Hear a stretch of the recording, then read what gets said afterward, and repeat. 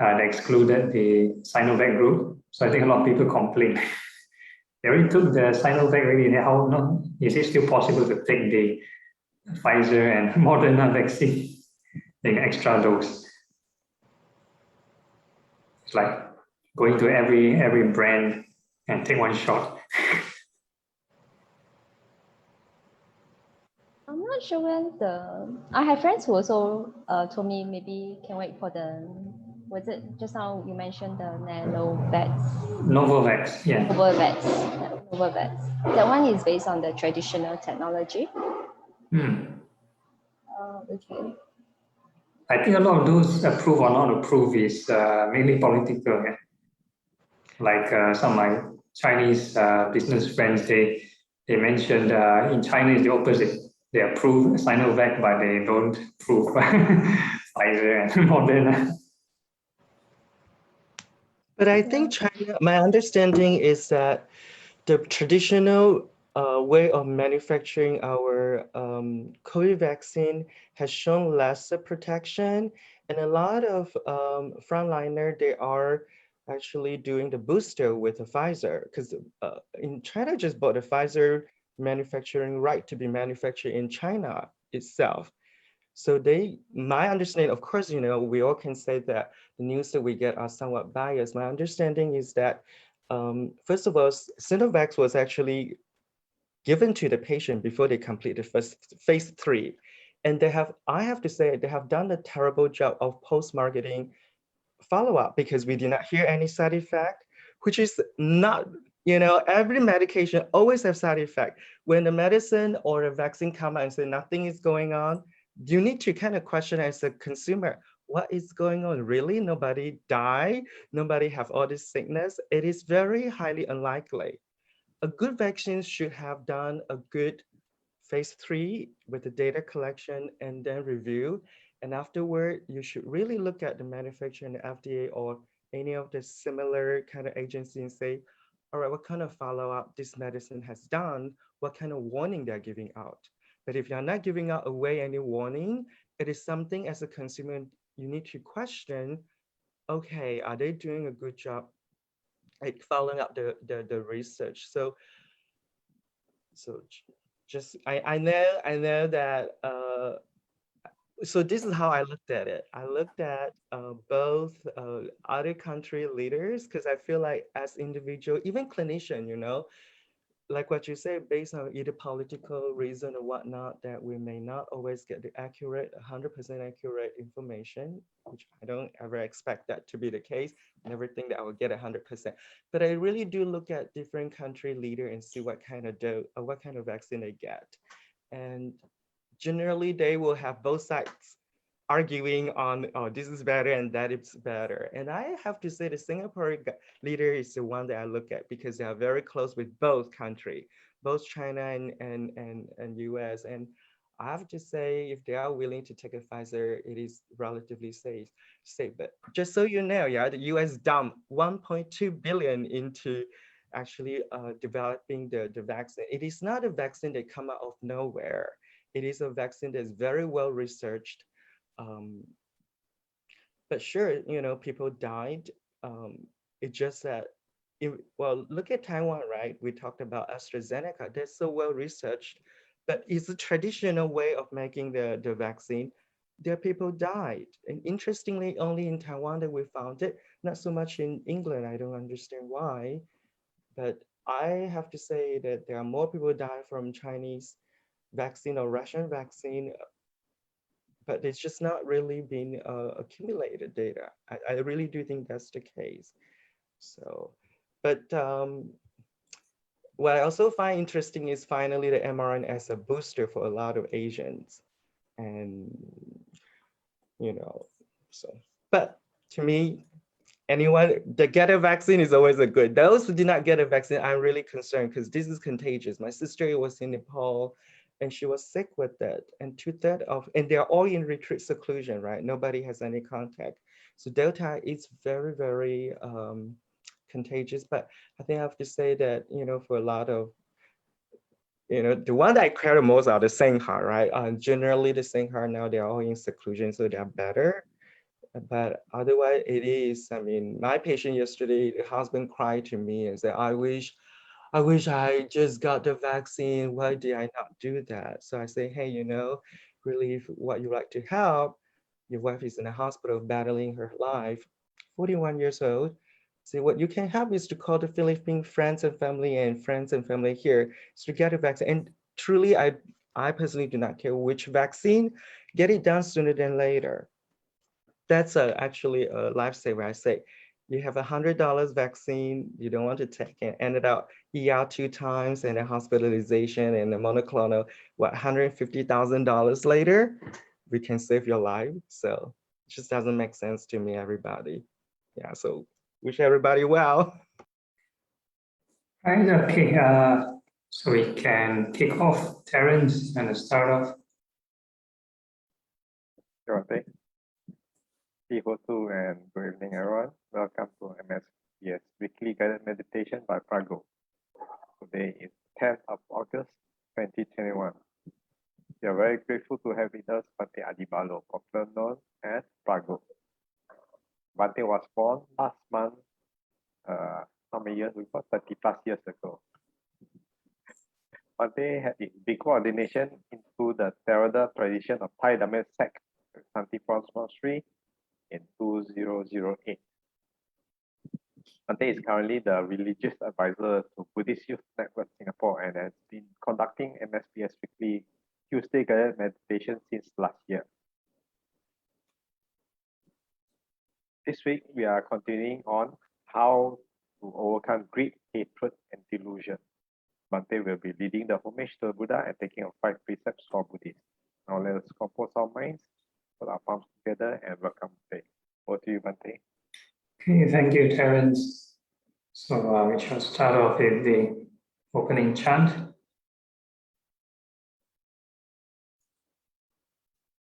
And the homage.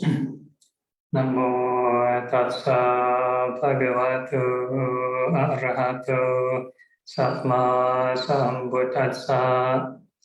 Namo tassa bhagavato arahato samma sambuddhassa. Namo tassa bhagavato arahato samma sambuddhassa. 3 refuges. Buddhang saranang gacchami. Dhammang saranang gacchami. Sanghang saranang gacchami. Dutiyampi buddhang saranang gacchami. Dutiyampi dhammang saranang gacchami. Dutiyampi sanghang saranang gacchami. Tatiyampi buddhang saranang gacchami. Tatiyampi dhammang saranang gacchami. Tatiyampi sanghang saranang gacchami. And the 5 precepts. Panatipata viramani sikkhapadang samadhiyami.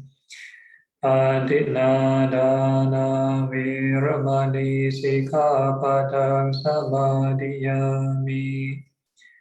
Kamisu miccācara viramani sikkhapadang samadhiyami. Musāvāda viramani sikkhapadang samadhiyami. Suramiraya maccapamadatthāna viramani sikkhapadang samadhiyami. Sadhu, sadhu, sadhu. Okay, so good evening, everyone. And tonight we are continuing this topic on how to overcome greed, hatred, and delusion. So this is the second lesson. Last week there was a break. And that first lesson was 2 weeks ago. Yeah, so now we are continuing this overcoming greed, hatred, delusion. So we've covered the 4 noble truths actually. Yeah, suffering, cause of suffering, cessation, and path leading to cessation of suffering. And basically greed, hatred, and delusion is the cause of suffering. Second noble truth. We move on to the next slide. Right, so mainly these 3 things: greed, hatred, and delusion. So some people may think they are separated. Oh, I only have greed but no hatred, like I don't get angry on them. Or some people think, oh, okay, I'm a very angry person but no greed. Or some people think, oh, I'm a deluded person but maybe no hatred. But actually all these 3 are 3 in 1. 3 in 1. It is because, for example, a person has certain, let's say, desire, a greed to want to achieve certain result. Can be any result in your life, your school exams, your work performance, or even in meditation, where you want to achieve peace of mind quickly, right? And you try your best, you push, and when no results turn up, when there's no results, then you get angry, get frustrated. Oh, how come? No, I cannot finish my job. Or how come? Yeah, no results. Or meditation, how come the mind cannot calm down? So the more you get frustrated, you get angry, and you push. So the more you push, the more frustrated. So these are like both sides of the same coin together. And it's always stemmed from a kind of delusion. Wanting an ideal state of mind, ideal lifestyle, an ideal condition forever. So that is the kind of delusion. So last week we talked about the 3 kinds of delusion, the desire, form, and formless kind of becomings, 3 kinds of delusion. So if you have a successful maybe business or a livelihood, then you want to be in that state forever, or you want a kind of income forever, or in meditation, your peaceful mind, you want that peaceful state forever. So this is the problem, greed, hatred, delusion. So these are the cause of suffering. And we talked about the Eightfold Path in a previous series also.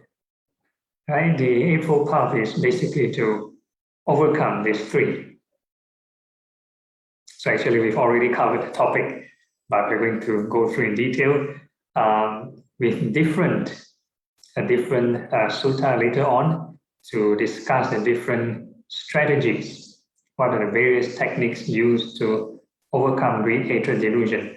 But of course, the most direct answer would be right thought in the Eightfold Path. So right thought constitutes non-greed, non-hatred, non-delusion. So there is right thought. Yeah, so it's basically the opposite of greed, hatred, delusion. So we're just countering greed with loving kindness. So that's what we do in meditation. We apply loving kindness first, and then overcome hatred with loving kindness. And opposite of greed will be, traditionally will be generosity, but meditation we'll be doing impermanence. And everything goes through birth and death, and this will also reduce delusion. And we think of impermanence, it will reduce delusion. So impermanence is basically like 3 in 1 actually, but we start off with loving kindness first, reduce this aversion, and to soften the mind. So now it's the Olympic season.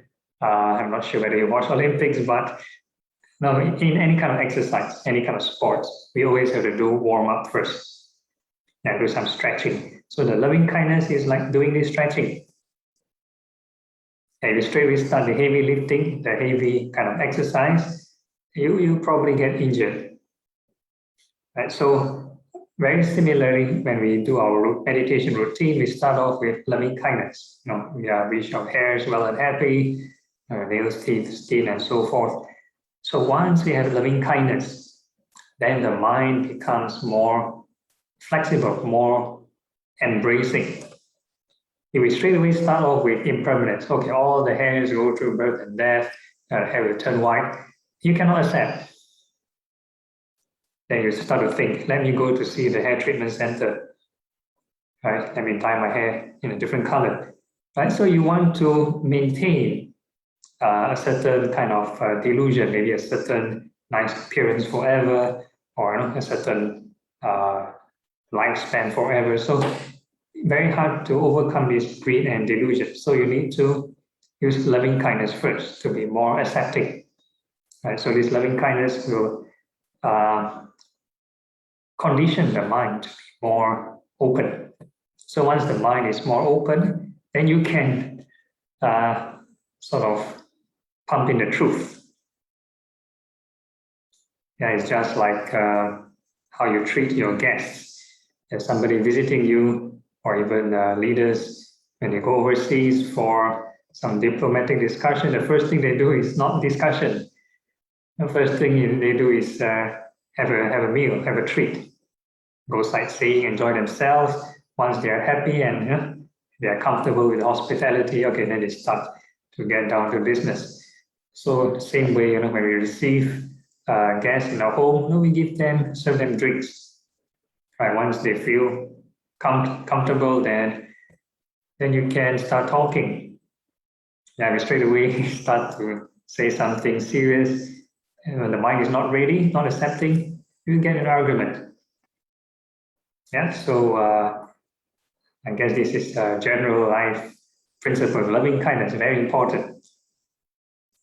Okay, and the next slide. Okay, so this is basically explaining this Titiya Sutta. How does this small issue from a small, how they make a mountain out of a molehill? How does a small snowball become an avalanche? And how does it proliferate? Okay, so the first one, for one who attends inappropriately to theme of attractive, unreasoned passion arises, and a reasoned passion tends to growth and abundance. So this is for greed. So anything pleasant, anything beautiful, nice. Either you have contact through your eyes, ears, nose, tongue, body or mind. And if you start to enjoy, and without right reflection, and you let your desire loose, and soon it becomes an addiction. So it grows from there. And then the body actually will have certain kind of grow some kind of immunity, and they want more. Yeah, so what you first encountered, initially you might feel happy about it, and next, not enough, you want more. This is how it grows. And the next one, same with aversion. Anything irritating, you try to get rid of it. If it goes away, then okay, that's fine. But if it doesn't go away, and you keep your mind, keep trying to fight it, okay, fighting and rejecting, then it grows. And it grows. Could be some neighbor making loud noises in your neighborhood for a long time. You cannot tolerate. Once you keep on paying attention to the loud noise, right? Then you get very agitated, and soon, if you cannot keep the anger in check, then you storm out of your house and you go and confront the neighbor, right? So this is not keeping your anger in check. So in meditation, the same thing. If let's say you are sitting and feeling pain, if you have the skillful means to overcome the pain, then very good. But if you do not have the skillful means to overcome the pain, you try all kinds of methods, pain is still there, then naturally the mind will fight it, anger with anger, irritation with anger. And this anger will grow in abundance. The more you fight it, the more it grows. So not advisable. So that's why in our session, over Zoom especially, I would say sit in a comfortable chair. Enjoy yourself first. Once you get the routine correct, then you can try whatever yoga posture you want. No problem. Right? Then you can challenge yourself. Just like the Olympic Games, you don't straight away. If you start learning a certain sport, you don't straight away go into the Olympic Games. You need to train over time. It's a long periods of training. So in the initial step is conditioning. Maybe say martial arts. You don't straight away spar your opponent, right? You maybe start with hitting a punching bag, something like that. So start with getting the moves right. Get the posture right, the mental posture right, the moves right, the technique right. Then you move on to something more challenging. So we talk about applying the Dhamma in daily life. Applying right thoughts in daily life, not easy. Once you open your eyes, most people get back to square one, back to normal. But in real mental cultivation, it's to apply this loving kindness or thoughts of impermanence every moment. Standing, sitting, walking, lying down. Yes, it is. No, every moment, every day, the mind can produce great hatred and delusion. So how to arrest this problem? Now, how to arrest this outbreak of greed, hatred, delusion? It's every moment. You can't just isolate the situation in meditation, isolate your greed, hatred, delusion only in the sitting. And once you get out of your meditation, open your eyes, okay, let everyone loose, everything go wild. Yeah, then you have this outbreak again. Okay, and the third point, inappropriately. Basically, either of the both, either greed or hatred, then you definitely have delusion. Right, so delusion is a very subtle thing, it's kind of expectation once you have greed or hatred. It's because there's this reference point, an ideal state of mind. Okay, let's say an example, irritation. Maybe a mosquito comes and bites you. Very irritating, right? So we have a preconceived notion or expectation. I want to be itch-free or pain-free. So I want this comfort.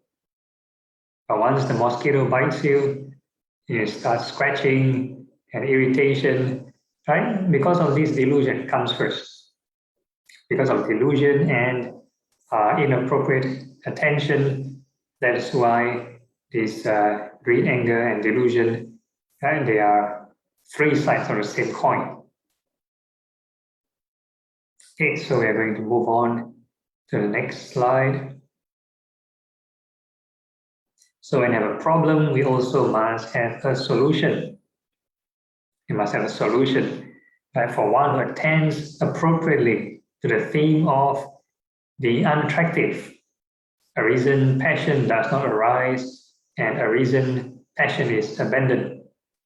Okay, so for to reduce greed, then the solution is paying attention to unattractiveness. So the first portion in our meditation is normally the bodily contemplation, thinking of the parts of the body. So what we're doing is the shareware version, or just the external parts of the body. If you want to go into the full version, there will be like the whole human anatomy and biology, all the parts of the body, your skeleton, your organs, your blood vessels, and so on. So that is definitely very gross and definitely very unattractive. But again, you require like we discussed in our previous series, mindfulness of the body, a person requires right mindfulness. Right mindfulness. A person dealing with parts of the body without right attention, appropriate attention, they still can have greed, hatred, delusion. No, many surgeons, butchers, whatever, yes, they can stare at the body parts, but still can be very greedy. Right, so it requires a certain level of contemplation, right contemplation. So it's not just looking at the parts of the body. So there are traditional, or the more traditional meditation on this Asubha meditation is just to visualize the parts of the body, or just maybe visualize the bones, for example, visualize the skeleton. And if a person doesn't have right view or right understanding, sometimes they might have ulterior motive, different agenda. They stare white bones so that they can develop this divine eye and stare long enough. Yeah, visualization practice done long enough might develop these divine senses. So some people, because of the wrong view, they might do this, and not for the right reason, no, to practice reducing this greed. Right, so this is one example. And the next one, for one who attends appropriately to goodwill as an awareness release, unreasoned aversion does not arise and a reasoned aversion is abandoned. So to overcome anger or aversion, and one needs to use loving kindness, opposite of anger.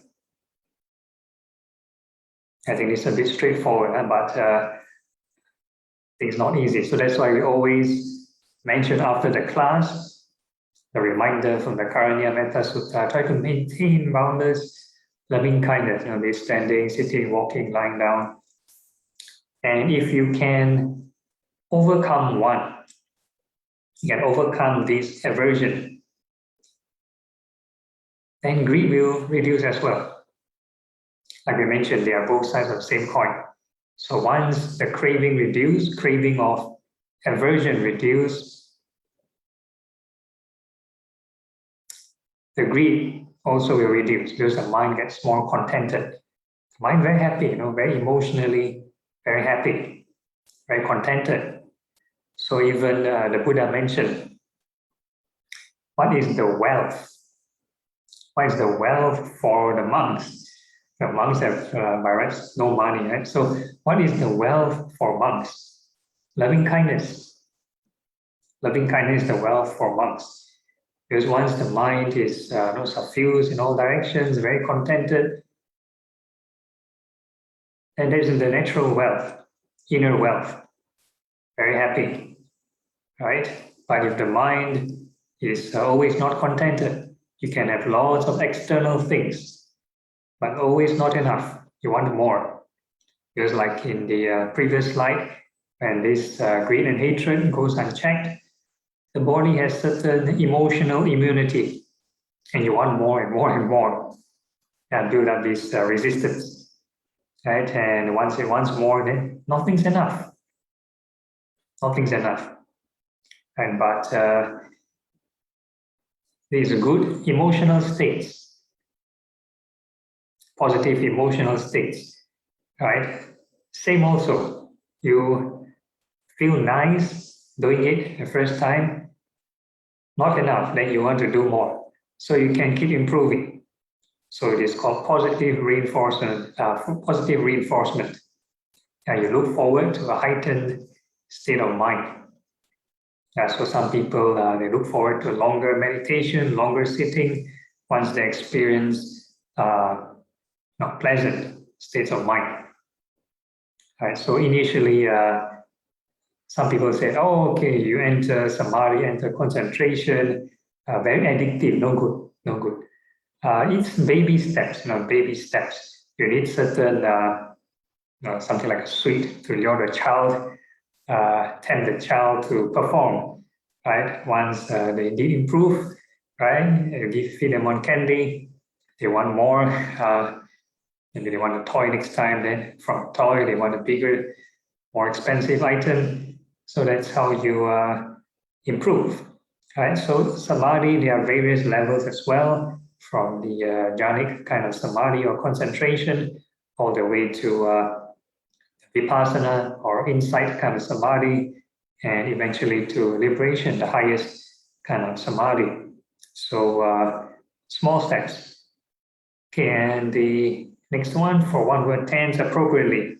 So similarly, if you attend appropriately to greed and anger, how to use right thought to overcome this greed and anger, then delusion will slowly disappear once the mind is more and more contented. All right, so I think I shall share until this point of time and leave the floor open to questions and answers.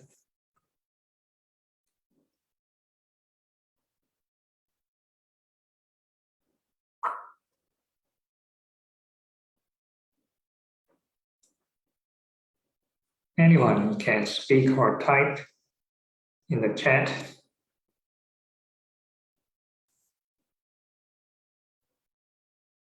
Okay, if there's nothing, how about any questions from the comments on Facebook? Also, no, wow, so easy to understand, yeah? Very straightforward.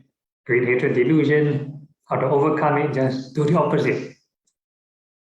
Do the opposite. So this is just a general answer. Probably the next week onwards, we'll talk about specific scenarios, specific strategies on overcoming these various greed, hatred, delusion. All right. Yeah, so if there's nothing else on the group, maybe you can think your questions during the break. Yeah, we can have the break now if you want. 5-minute break. So you can do your stretching or go to the washroom, and we'll be back for the guided meditation.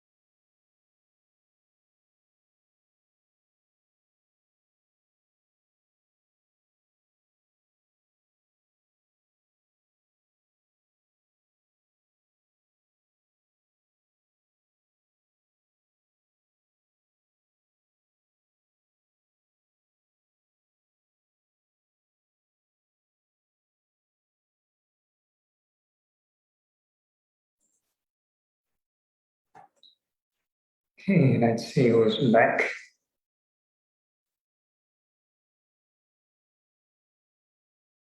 So waiting for the rest to stream in. Does anyone here have any questions or maybe suggestions for future topics?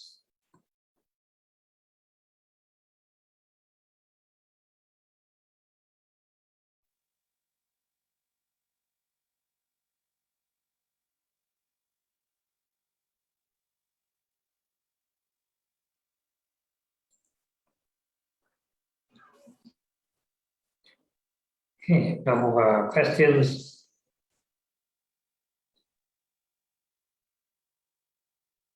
So wait for Jan to return.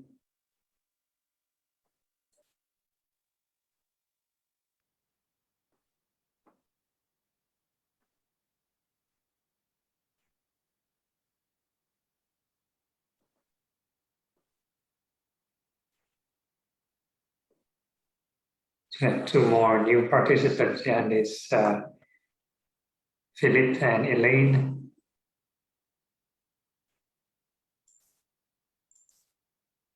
You want to turn on your video?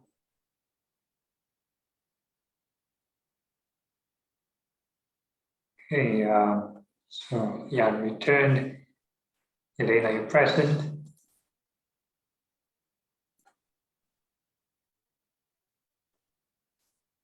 Yeah, Beijing suggested one. Arts or Buddhism. Okay, so I'm not really an anthropologist. So I'm not really an expert in these arts. But good suggestion.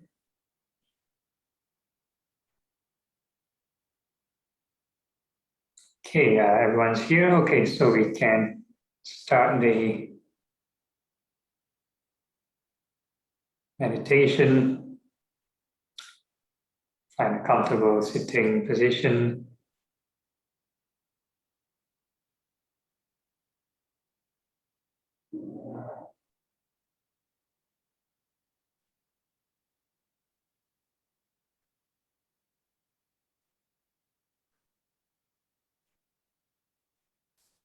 Okay, make sure your body is relaxed.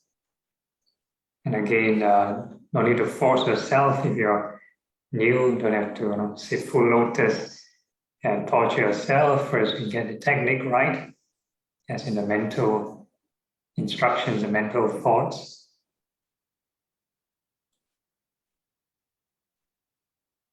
Okay, and once you have closed your eyes and settled in, and adjust the body, make sure there's no tension.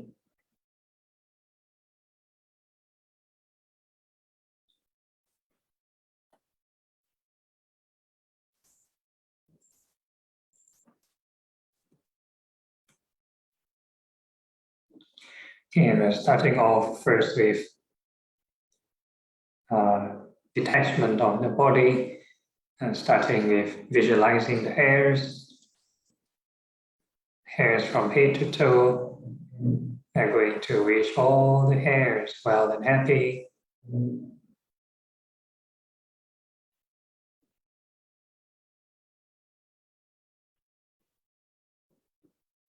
And all these hairs are quite a large area in the body. So whenever you think of a new patch of hair, you have to keep repeating the wish for it to be well and happy. So new area of hair, well and happy. New area of hair, well and happy.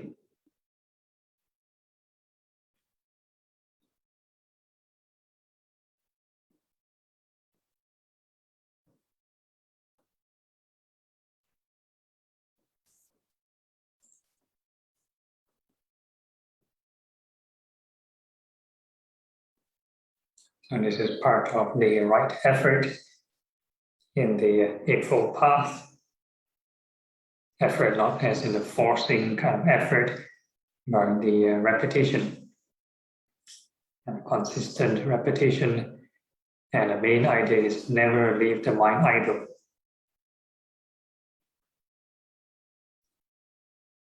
So for those who are new to the session, do not be surprised.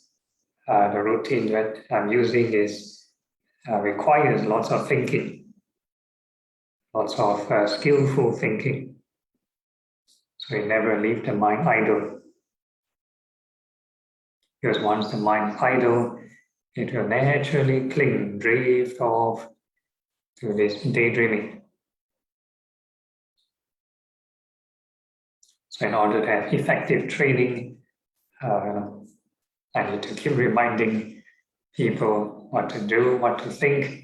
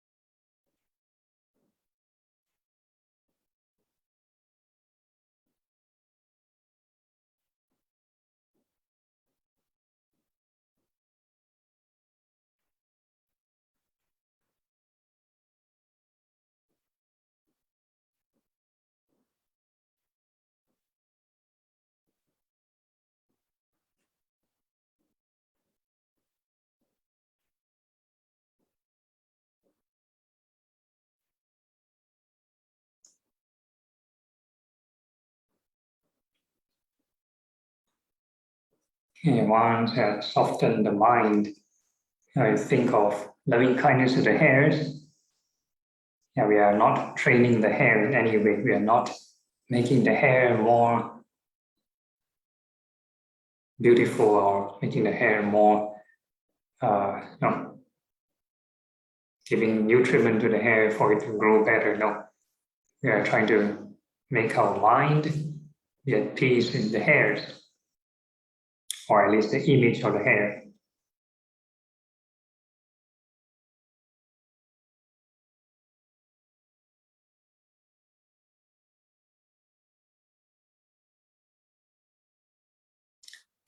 And next we are adding this contemplation. All these hairs go through birth, aging, sickness, and passing away. So they grow long, get dirty, turn white, they crack, and they fall off. And so you keep repeating this cycle, keep growing and falling many, many times.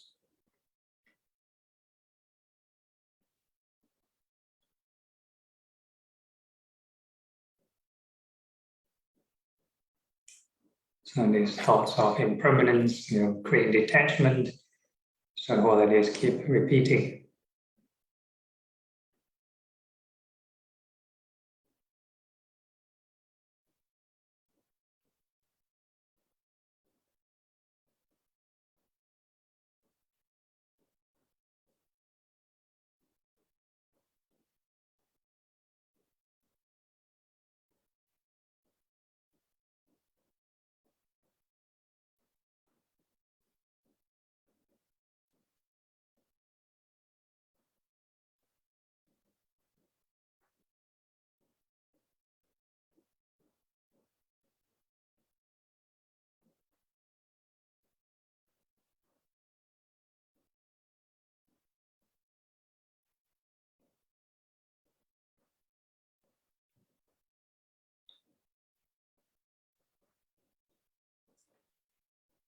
So you start to feel more lighter, more energetic, or joyful, or peaceful, then you're on the right track.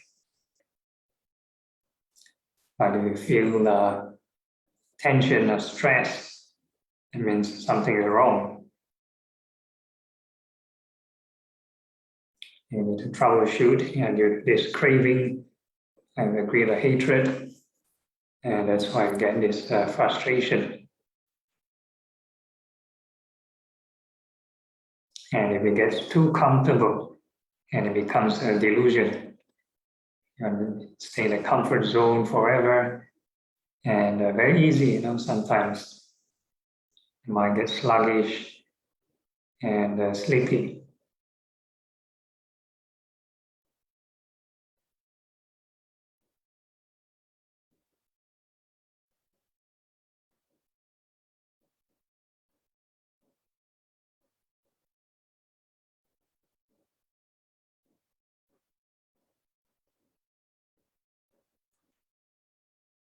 So to overcome this inappropriate attention, you need to keep generating the skillful thoughts.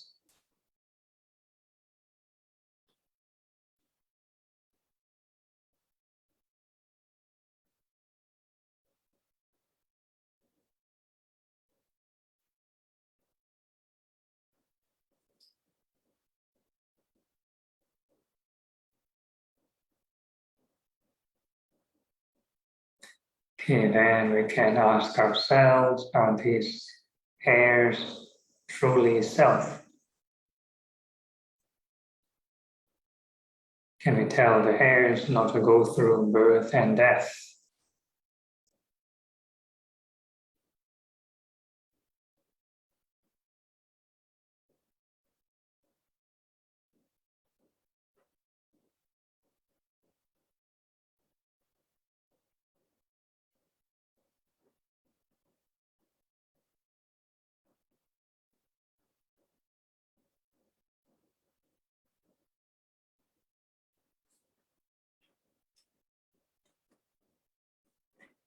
Okay, and the next part of the body, we can visualize the nails, fingernails and toenails. May they be well and happy.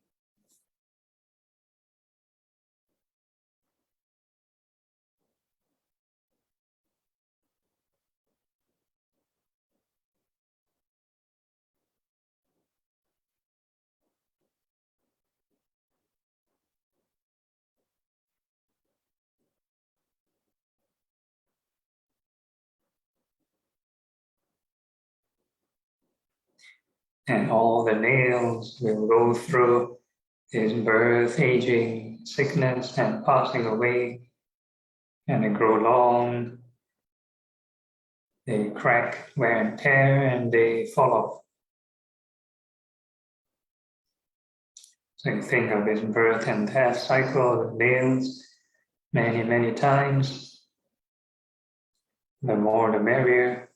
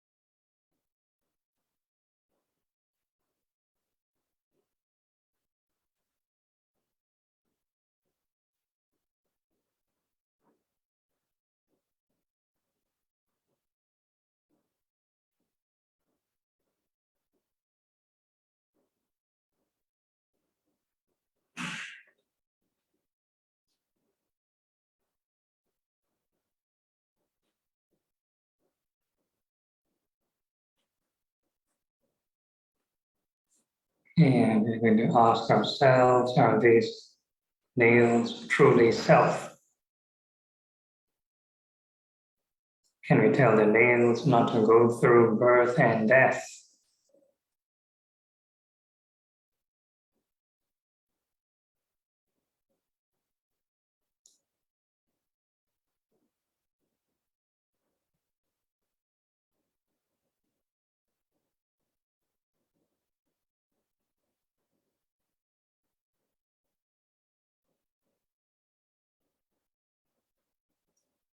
And the next part of the body we're going to visualize is the teeth, or the teeth inside the mouth.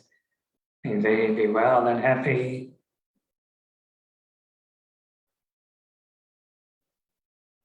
On the upper rows of teeth and the lower rows of teeth, may they be well and happy.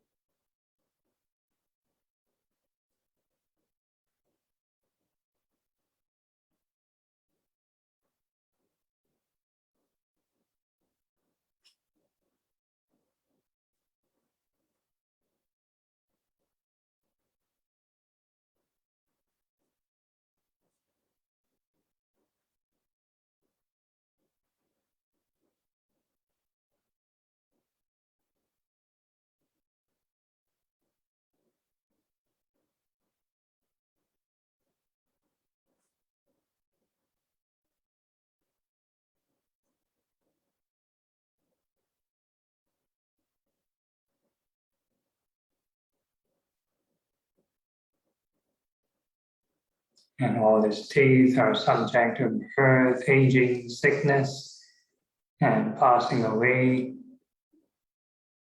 And teeth will grow, change in shape and size, get dirty, change in color, decay. And the bone cells, they keep falling off due to wear and tear. Same thing of the growing and falling of the bone cells, many cycles.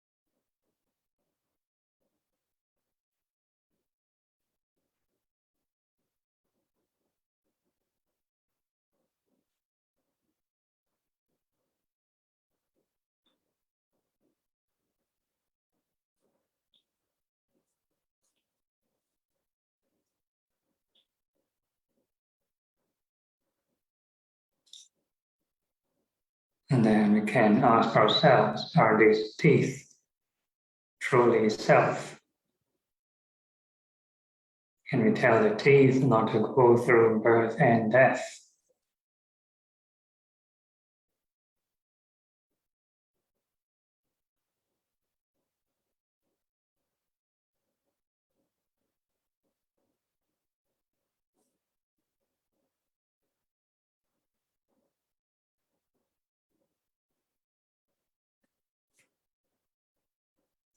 And the next part of the body, we're going to visualize the skin, or the skin from head to toe. May they be well and happy. So again, the skin, quite a large area. So when you think of a new area of skin every time, you wish it well and happy. And your patch of skin well and happy, your patch of skin well and happy.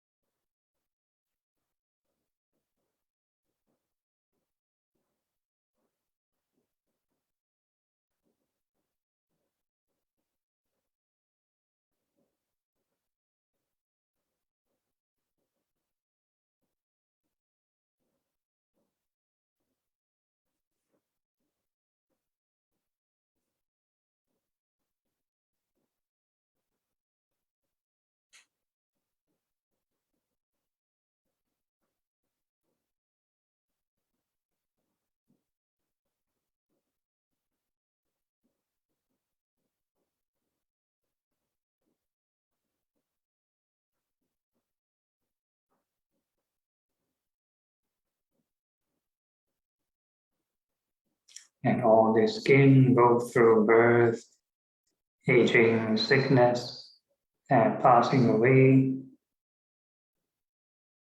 So the skin keep growing and falling, growing and falling. Think of this birth and death cycle of the skin many, many times.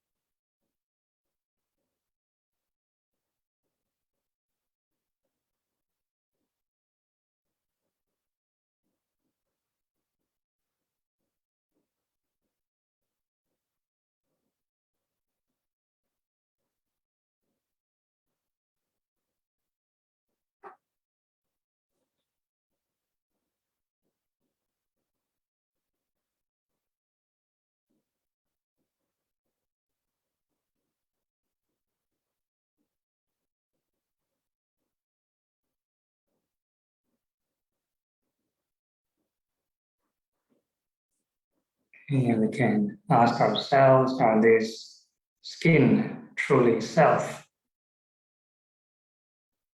Can we tell the skin not to go through birth and death?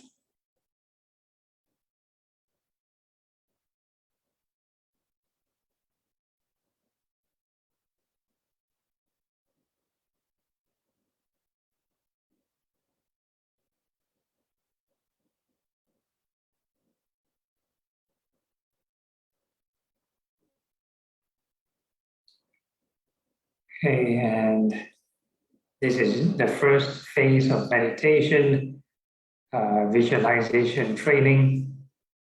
In daily life, we have different cognitive functions that we use. So this is more for visualization. Sometimes we have random imagery or we worry of problems. So we use the body as a control. The whole idea is the same, loving kindness to your thoughts and followed by impermanence.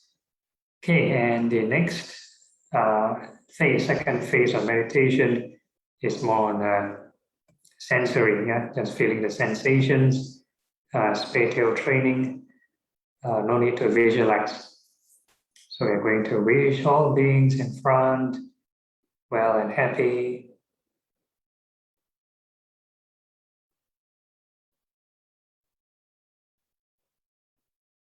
So in a directional meditation, no need to push or force the mind, just a gentle wish.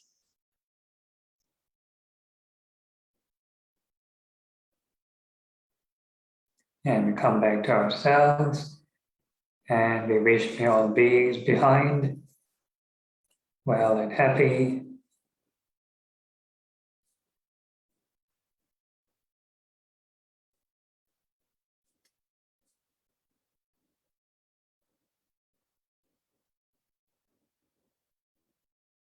And we come back to ourselves and we wish may all beings on the left, may they be well and happy.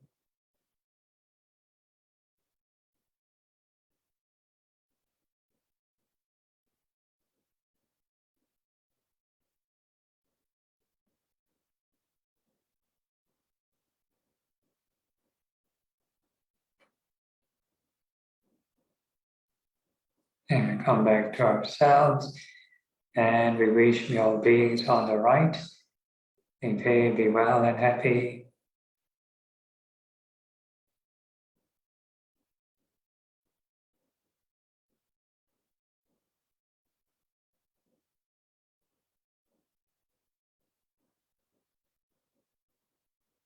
And we come back to ourselves.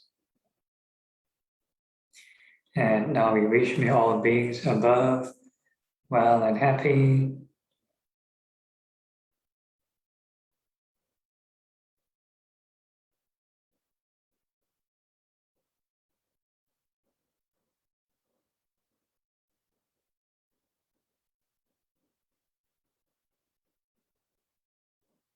And we come back to ourselves. And we wish may all beings below well and happy.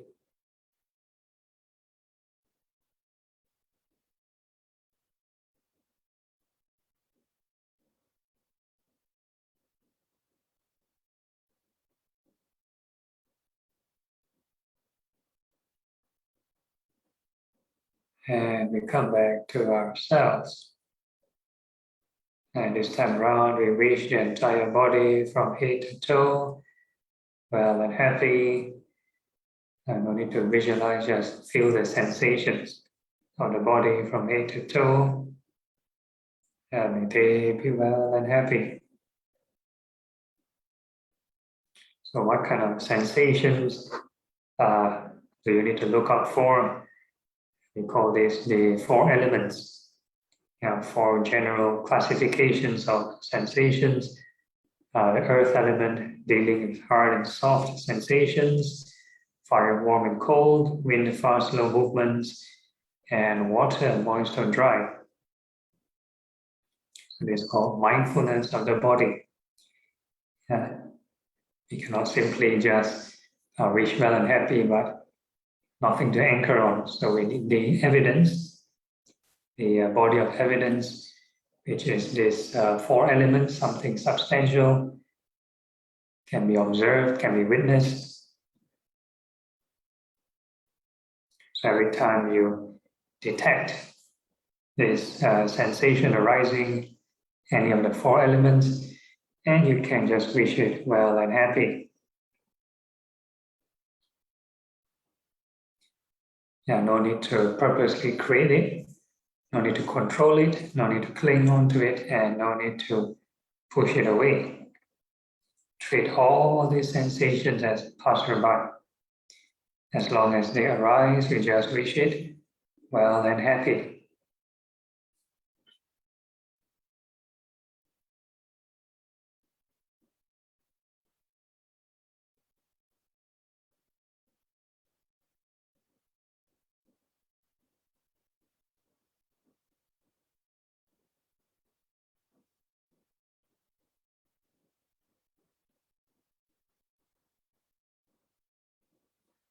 So you need to keep repeating for every sensation, and not just one sensation, but any sensation that you detect, just keep wishing it well and happy. So you do this to the entire body.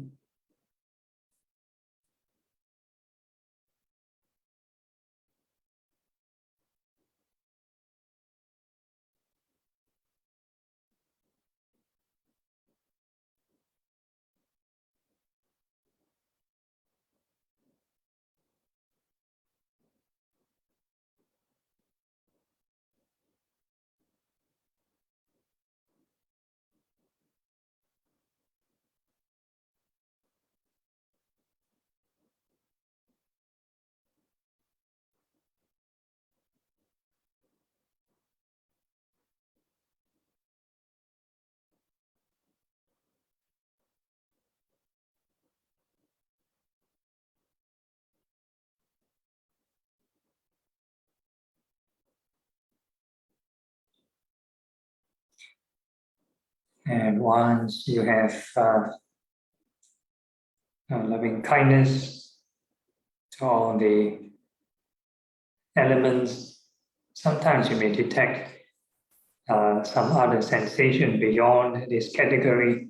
That's all right also. But generally there are this thing called feelings, pleasant and unpleasant feelings. So we talk about how it snowball and get larger. So any pleasant or unpleasant feelings, we just treat them as passerby, just wish them well and happy.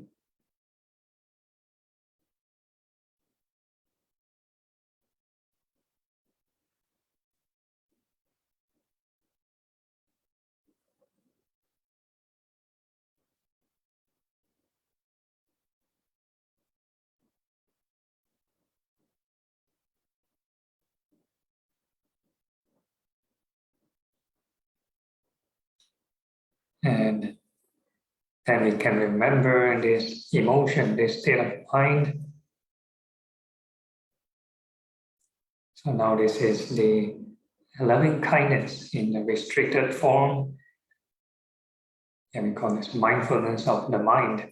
So now it's a restricted mind within the confines of the body.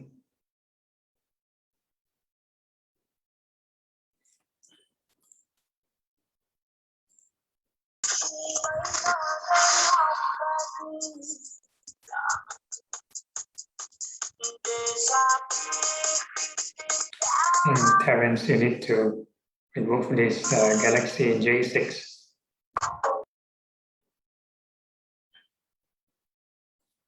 Okay, and continue. Also, whatever sound, just wish it well and happy.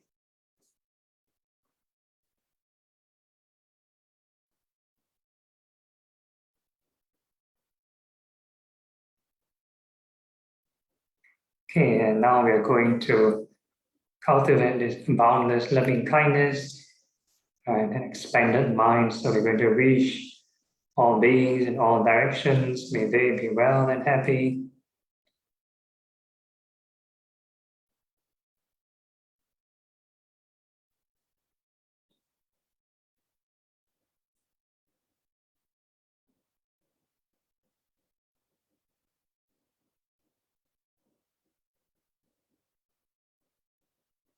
Above, below, and all across, all directions. No need to push and no need to visualize.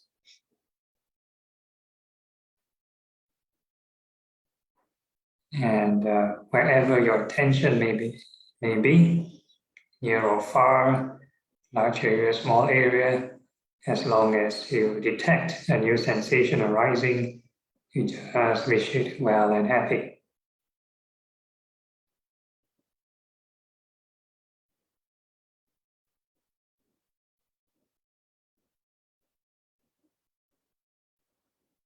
So keep repeating, new sensation arise, well and happy, new sensation arise, well and happy. So hold like this, never leave the mind idle. And idle mind is the workshop for the devil.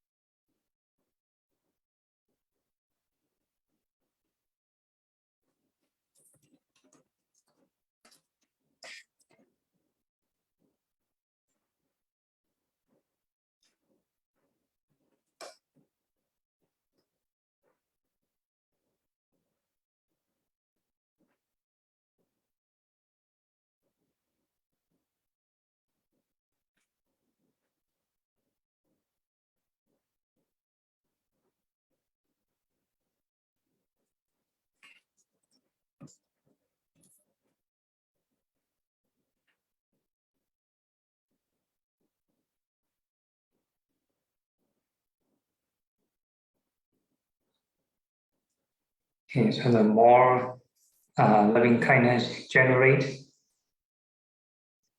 and calmer the mind you should get.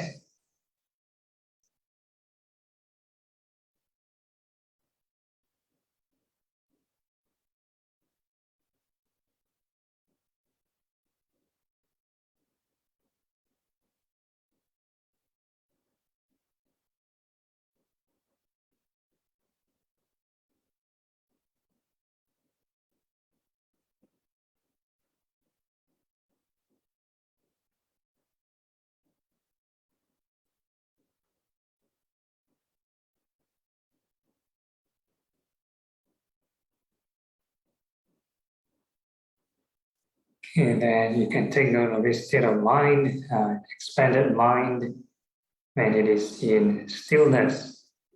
So there are different interpretation of the word samadhi. Some call it concentration, some call it calm or stillness. So any reduction in craving will eventually lead to stillness.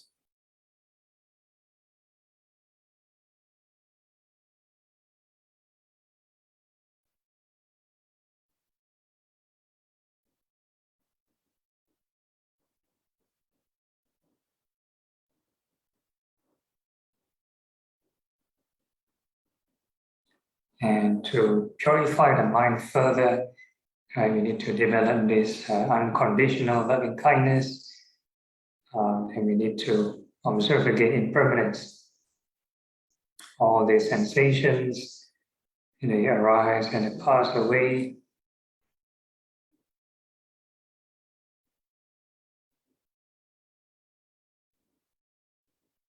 So we're trying to develop this detached kind of loving kindness.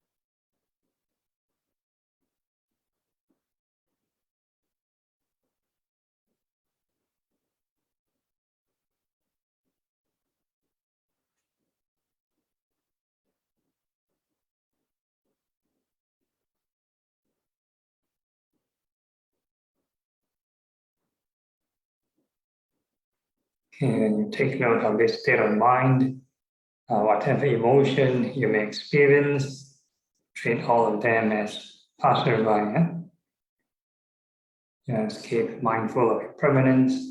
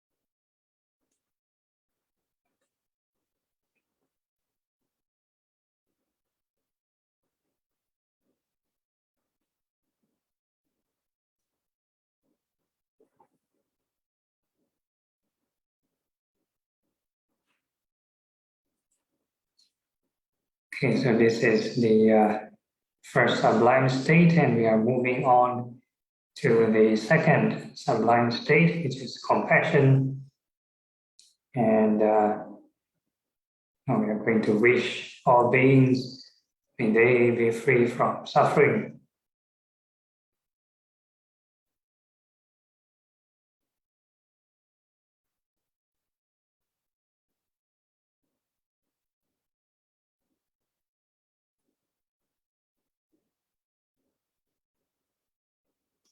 And the same thing, no need to visualize or imagine any kind of scenario.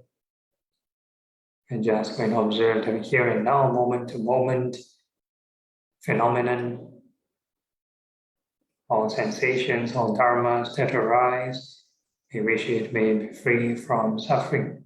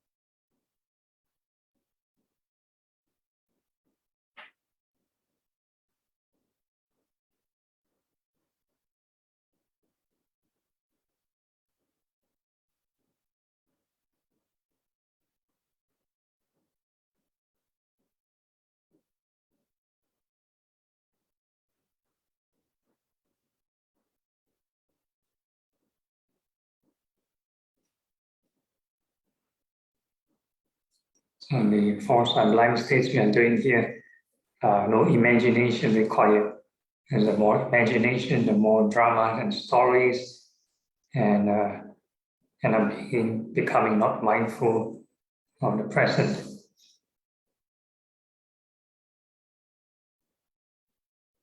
So let's observe here and now, rising sensations, and wish them may they be free from suffering.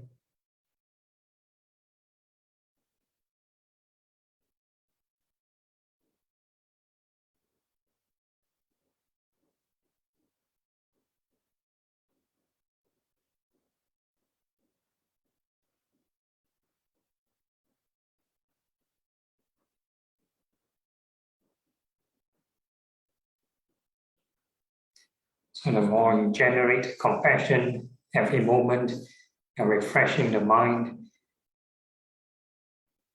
and it doesn't clog up. The secular kind of compassion will slow the system, very draining. Once you imagine the person suffering, there's secular kind of compassion. You generate compassion for the first few moments, and the next few moments will be worrying and not compassion anymore. So it leads to burnout and depression. So now we're turning to recharge the mind.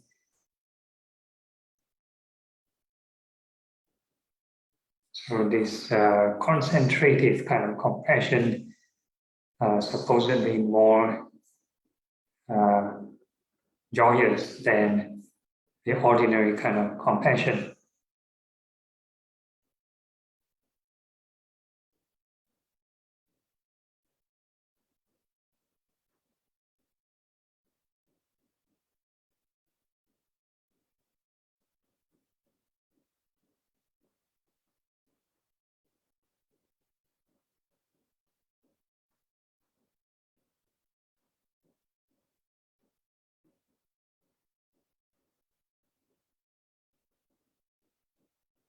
And then next we are going to add some insight into this practice, how to truly be compassionate, how to truly be free from the suffering, is to practice detachment.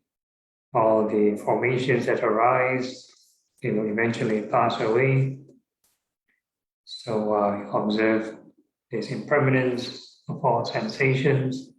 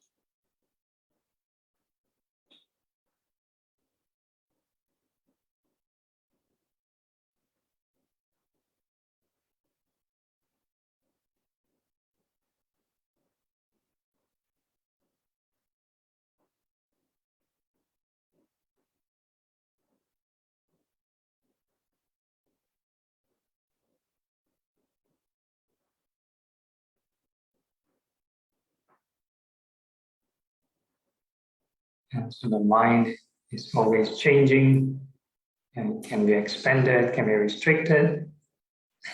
Even in expanded form, the shape is not solid. Yeah, sometimes you may experience or perceive various sensations or elements appearing and disappearing, many particles in the whatever sphere of attention.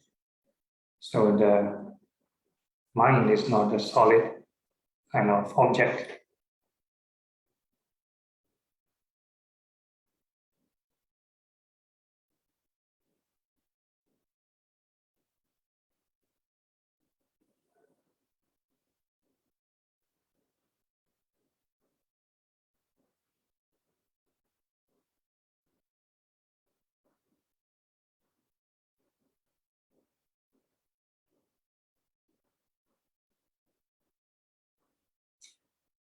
Okay, and the next sublime state we are moving on is appreciated joy. And we're going to wish all beings, may they not be separated from what they have achieved.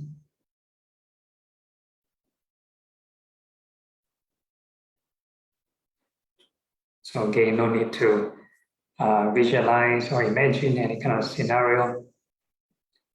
Once you start imagining, like for example, like the Olympic teams, if you support one team, probably won't be supporting the other teams.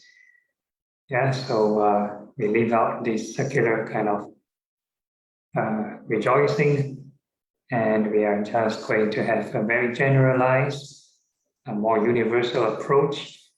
We're going to wish all phenomena, all sensations, yeah, not be separated. Or basically all beings, whatever they achieve is due to the moment-to-moment experiences they have accumulated together.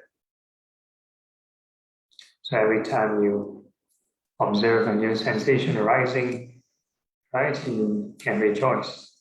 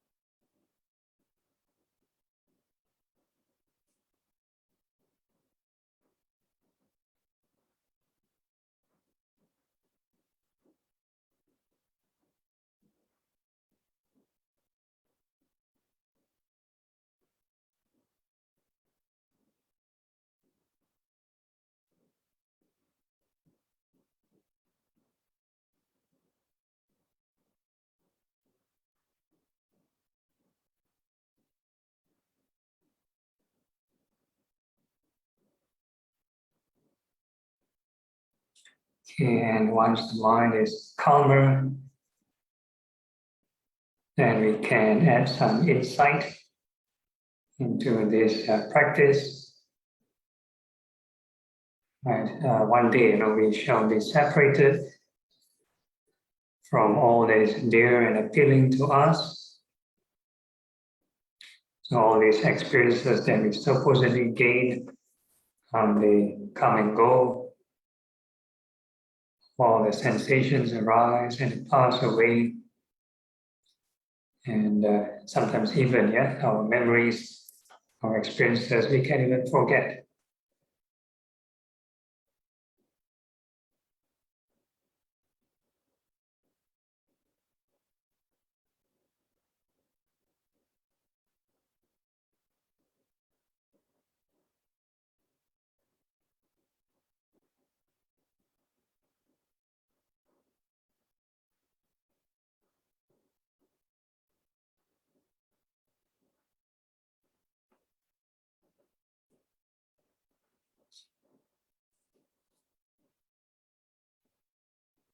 And we maintain this rejoicing state of mind, and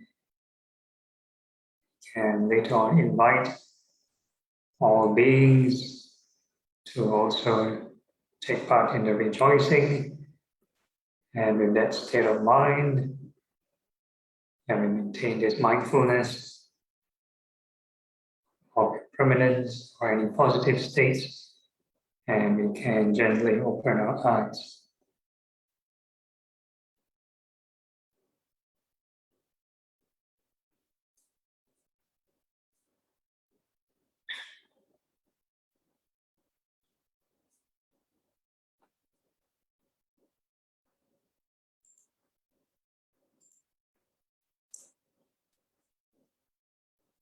All right, those who have opened their eyes, any issues or questions?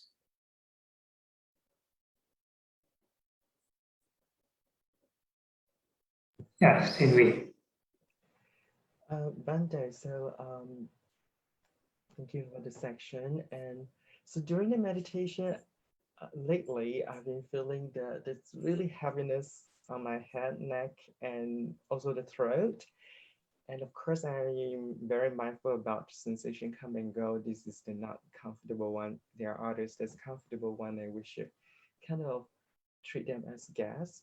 But I guess my concern is it a wrong technique that I'm using? Am I focusing too heavily on the breathing and controlling the breathing rather than just watch the breath?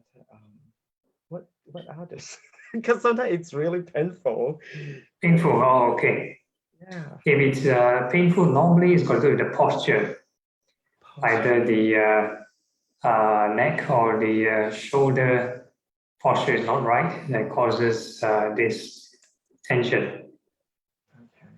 So you, even the sensation we feel they should come and go. It shouldn't be like having heaviness and tightness. So if anything, it should be the position, right? yeah, if you let's say fall into any wrong posture for a period of time, you feel discomfort and pain, and that's the body's signal to tell us not to be in that posture. Okay. So in that time, it's okay to just readjust it and see whether the sensation go away. Yeah, it's probably a good idea to do some stretching before the meditation. Just have to loosen up the muscles. Okay. And you can find a good posture. Normally, I would advise people to tuck in your chin. Okay. Yeah, so you kind of elongate the spine. All right. Thank you, Bante. Okay. No problem. Second question. Yeah. So I went to the Goenka retreat. It was a very wonderful retreat, with the exception that after the Anapana training, when I sleep, as resting, I can feel that my whole body is vibrating. And so through the 10 days like this, and then it was so strong. And even when I was working, I can feel the vibrations. So I stopped meditating for a while. And then a week later, I picked up again and it came back again. And something like yesterday, I meditated at night. I just can feel that my body, it's not moving, but I can feel the vibration. And so I'm wondering, is it because I'm controlling? Is it a wrong technique, or is it? Yeah, mindfulness or impermanence. So it's good.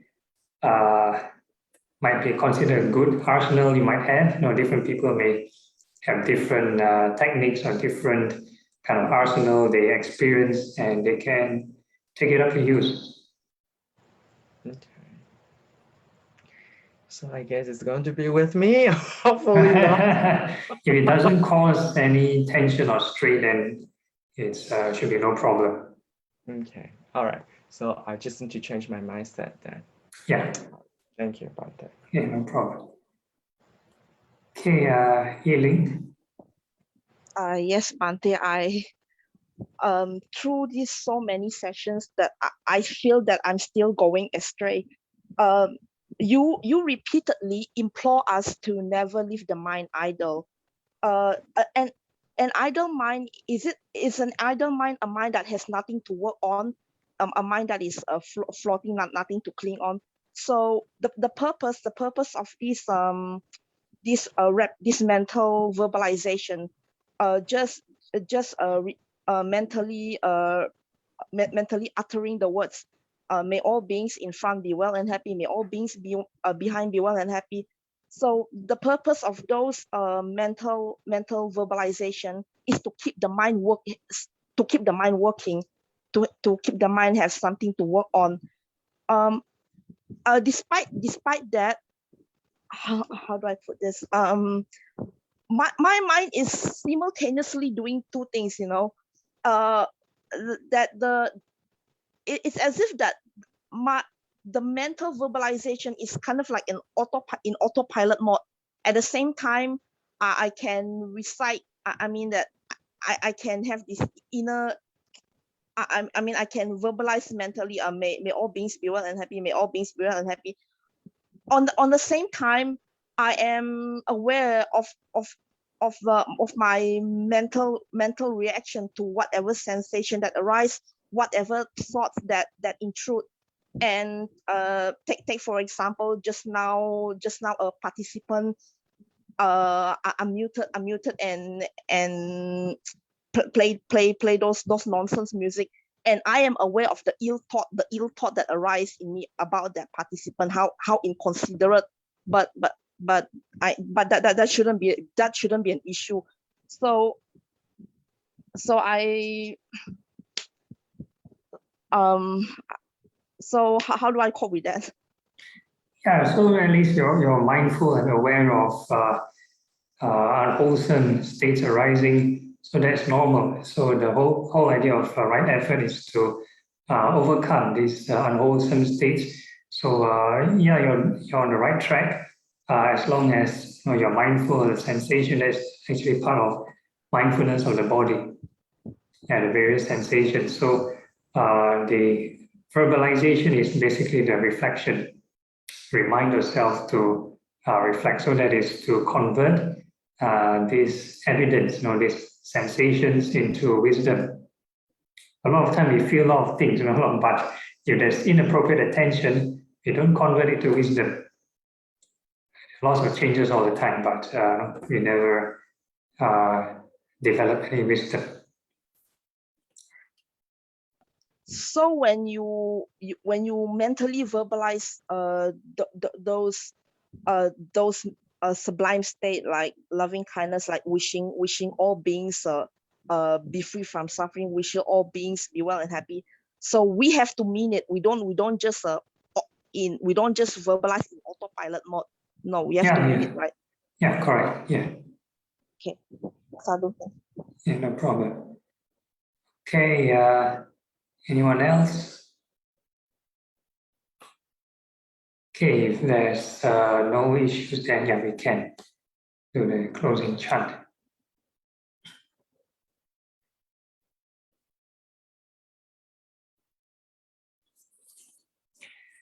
Okay, so now we do the dedicating of merits.